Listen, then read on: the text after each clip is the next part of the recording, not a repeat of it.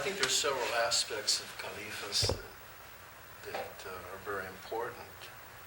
As I mentioned earlier, my own education in the 1960s at the University of California, there weren't any courses in Mexican art history. There weren't any, much less in Chicano art. And this bothered me somewhat because here was this tremendous heritage that I didn't know anything about. Yet somehow people expected me to know something about it, and I didn't. And since I have graduated, I did have to go back to Mexico and study the art.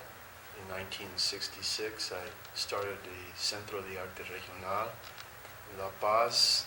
I was there from 66 to 69, in which I worked with Indian potters and weavers, which I think as art, the pottery and weaving form a very important part of the pre-Columbian art. So I became very interested in pre-Columbian. And I did go to the various sites during the summer, Palenque, Teotihuacan, to visit and to get to know this particular heritage that wasn't part of my education. And through the years, I have been studying Mexican art a great deal and have taught courses here at UCSC on Mexican art.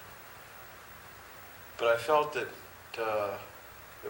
really not very much recognition was being given to either Mexican art or Chicano art. And so this exhibit that was done at the Mary Porter Cezanne Gallery in the spring of 1981, that was entitled Califas, was to show everyone what Chicano art was all about. And we find that in this art, we see an interest in pre-Columbian art and going back into ancient roots. We also see an art of protest. Many of the artists were in school during the 1960s, during the free speech movement, and they were critical of the establishment, the system, the educational system.